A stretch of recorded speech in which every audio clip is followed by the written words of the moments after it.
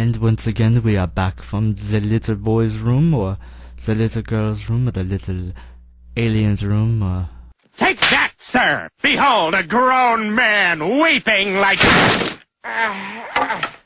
That? That was your plan? Are you crying? Yes, I'm crying. He hit me with a chair! whatever room you want to call it. I don't know why I'm rambling, because it's late, I guess. I am going to call this segment Thoughts on Spider-Man I forgot to mention from last time. You see, there was one major glaring error of casting from my foreign casting segment that I forgot to mention from last time. The new rebooted Spider-Man guy, Andrew Garfield, yes. He is not American, he is British. So I decided, since I'm not going to totally revisit old ground, and that instead I will offer my comments about Spider-Man, and Spider-Man in general, the older Spider-Man movies, relatively older, and yes, I'm not talking about that really cheesy movies with the Halloween sort of costume that hardly anyone saw unless you were my age. Kill him. No challenge is too great.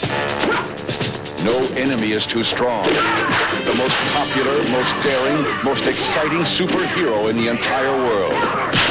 The spectacular adventures of the amazing Spider-Man. I mean, seriously, it looked like something that I could make. Excuse me, not that Spider-Man, but the ones from the early 00s. There was a time when life was a lot less complicated. And the current ones with the blonde chick. Anyway, I don't particularly care for the new ones all that much. Didn't really get too excited about the Tobey Maguire series or the Kirsten Dunst. Wow. Dunst series. Either way. So I really don't have a dog in this fight too much. I'm not a huge Spider-Man fan. Oh, spaghetti-o! I just gave myself away.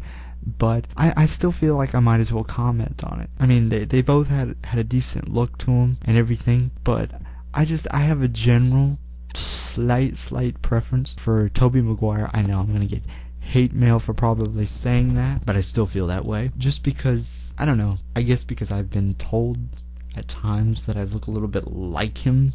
I don't really see it. Everything else about him didn't really necessarily appeal to me. He had sort of a slower style to him. Do me a favor, a little faster, okay, bud? In the older Spider-Mans, I know I'm probably not going to be the most popular guy with a lot of people, but I have to say, as if I'm popular now. But I'm not a huge fan of the new Spider-Man movies.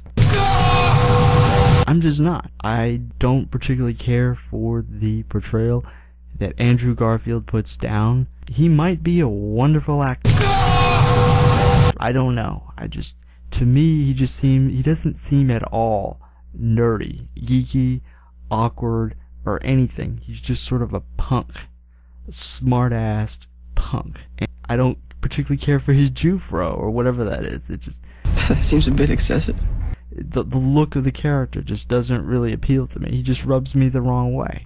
That's just the way I look at it. Tobey Maguire's Spider-Man character. That's the only roles, well, excluding Spider-Man 3. I don't think even he could tolerate himself in that one. No, of course not. But the other two movies, he was fine. I'm fine. And not fine, but he was alright. He got the job done. I know some people aren't going to agree with me on that, and that's fine. I'm not even going to say that the new Spider-Man movies are terrible. They're just not my cup of tea, I guess. And I don't particularly care for the angle that they're going with now. But when your past is a mystery. Where his parents, the death of his parents, is somehow connected to a greater conspiracy, a greater plot. I've made enemies. I think their deaths has more power to it if they're just random events. Because that's how life often is. I mean, we're not all part of a great conspiracy. If your great-uncle Morty keels over in his lazy boy recliner from eating too many, I don't know, deep fried ho-hos from the state fair, the Texas State Fair, where Big Tex is. Big Tex is mighty proud to see all you folks down yonder looking up and grinning at him. If he keels over, it's not necessarily part of a great CIA NSA plot to kill him. It is just death by ho-hos. That's all it is. I think that it would be more powerful as a random event rather than a big event.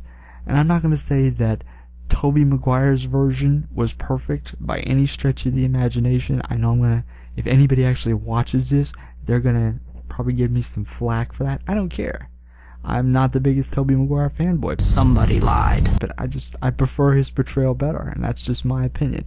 Yes, the girlfriend love interest, Gwen Stacy, in the new Spider-Man movies, much, much better. And I'm not usually a blonde guy, but she does a better job. Kirsten Dunst, I don't really like Kirsten Dunst in almost anything that she does, but in those movies, she sucks even more. Wow. Or she's just cardboard cutout. Doesn't even look or act the way that I would picture Mary Jane to act at all. I wouldn't call myself the biggest Spider-Man fanboy either. These are all just my opinions. But she's just too flat. Wow. And some of that might be her fault. In fact, I believe a lot of it's probably her fault. But it could also be direction, could also be script. To me, when I think of a comic book movie in a comic book universe, I think of the earlier Spider-Man movies rather than the new ones. It's too dark. Pacing seems too rushed. Do me a favor, a little faster, okay, bud? It's almost like they're trying to copy the newer Batman style to a certain extent. You're not Superman, you know. And I don't like it. It just doesn't appeal to me that much. But when they come out, then the next ones come out, maybe my opinion will get turned around. I'm kind of curious how they're going to do later villains and whatnot, and what their take is there. So You sure you want to know? I'm certainly going to check it out, but for now, I'm not all that impressed. But that's my opinion, and we'll be back in a few moments. Don't go anywhere.